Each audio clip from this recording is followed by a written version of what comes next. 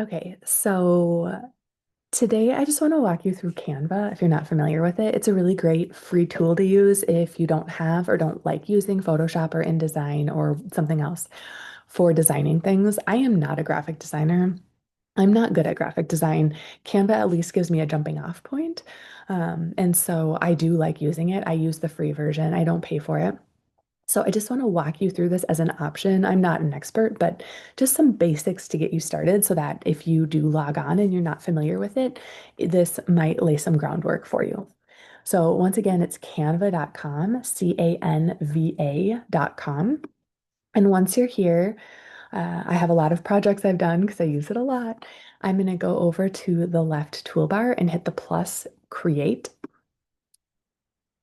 And I'm going to type in album cover and it will give you some options. So album cover, family album, animated, love, music, YouTube, poetry, excuse me. I'm gonna click on album cover and it'll give you all these design starts. This is like like I say, every like, jumping off points are huge. And that's what Canva does for me. It gives me a jumping off point. Now, everything with a crown is Canva Teams, which is like their upgraded paid version. So it's fine. We'll just ignore those. We can find a free one. And uh, when I was scrolling through, there were a few that caught my eye. I kind of liked this vibe. Oh, I kind of liked this like saran wrap blur vibe. Um, but I'm gonna go with nostalgia. And I love that it also gets me started on fonts. I love fonts, but I'm not great at pairing them. And so getting me started on fonts is also huge. I'm going to go over to uploads, which is on that left toolbar. And this is where all my assets are. And in order to add to that, you just have to drag and drop. So let me go over to um, find, let's see, I'm gonna go down and I'm gonna drag and drop this one. And I can put it on the canvas or I can drag and drop it over to the side.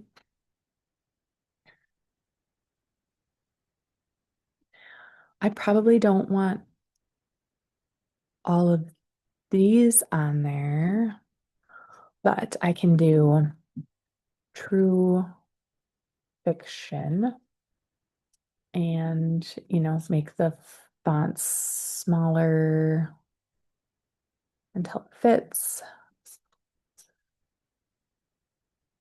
And I'm going to delete mini album because I don't really need that. I'll delete these. And then down here, I'll do Amy Elizabeth. And actually, I'm going to do one of the things I love is toggling between upper and lower and just uppercase. Because I don't have to like type it in uppercase and be stuck. I can toggle, and I do like it all in uppercase. I think it juxtaposes great with this kind of traditional upper and lower. I'm gonna drag my own picture over and see. Oh, maybe I need to drag it twice, one to the back and one to the front.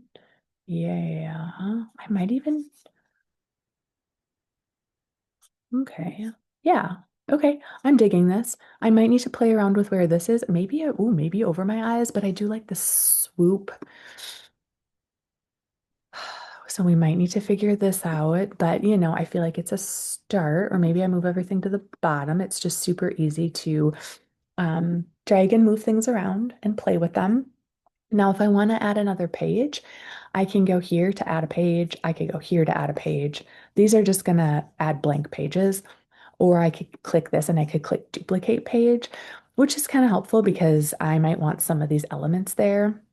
Like maybe I want this same font for when I type out a quote where I say, um,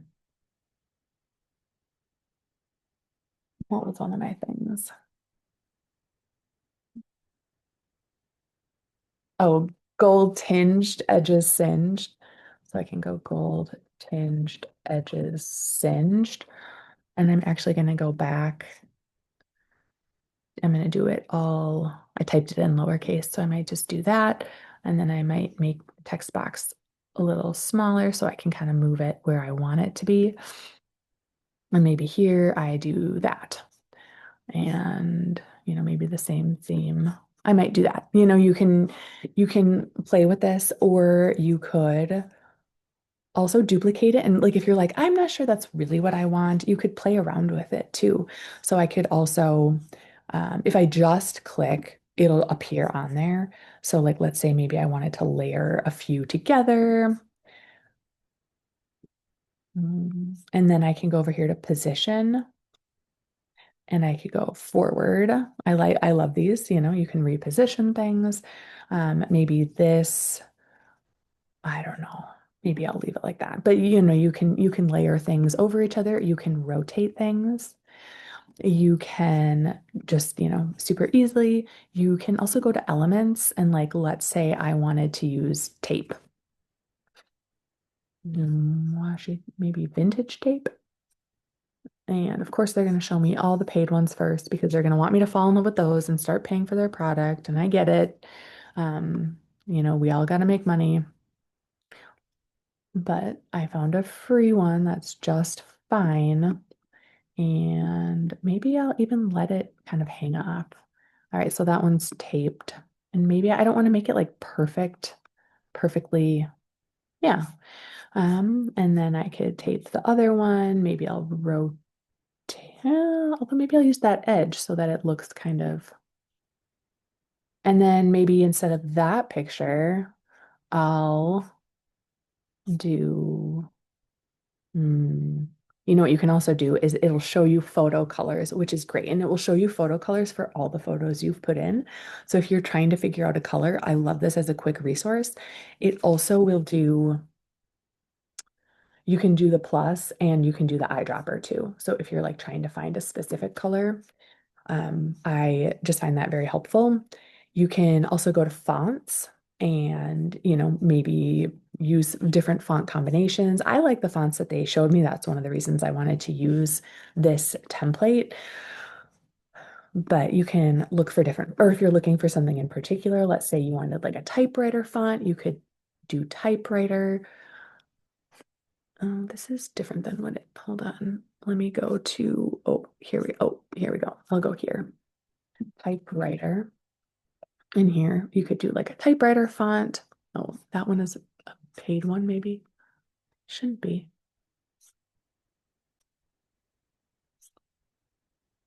Mm, there we go. This one. Yeah, I like this one better anyway. So that works out well. Um, like if I want some sort of typewriter font, I can look for it. You can also look up here, handwriting, corporate display. There's all sorts of different categories for fonts. You can go into what, like I said, into the elements and look for things like tape or um, Polaroid frames or just like frames in general. Frame, picture frames. And if there's anything that like strikes your fancy, if I want to like clip the edges or have, something like this, it's just nice to have those elements. Or you could do like scribble and you could start adding scribbles to your design to make it, just kind of like add some fun little touches. You don't have to, but it's kind of fun to look around and add those elements to it. Or, I don't know if you decide you want to, who knows? I feel like you could really play around. You could make some really cool kind of multimedia, like digital multimedia pieces. Um, I could give myself like a crown up here or something. Um, Not a mustache. I want to do a crown. And so, there's all sorts of ways that you could play. You can also edit your pictures, which maybe this is bad to admit, but I kind of like looking, like I kind of get intrigued by the blur. I can do whole image and I could do, I could add more blur because I think that's kind of a fun thing. Or even I like looking at the duotone, I admit. Um, I I mean, basically, it does kind of feel like what I have shot. is duotone, and so that's probably why I gravitate toward it. You can pick any duotone and then you can adjust it though. If you're like, "Oh, I like that, but let's see what it looks like if I do more vibrant or if I do lighter or if I do more gray or, okay, so let's say I want to do vibrant for this one and then the shadows I want to do maybe a little richer, or I could drag this and see what happens." So there's a lot of, you can play around with it. I think it's fun. Maybe it's cheesy. I don't care because the point is to have fun. And then when you are done, you go to the upper right and click share and download. And if you can download it as a PDF and you can do print or you can do standard. I mean, either is fine.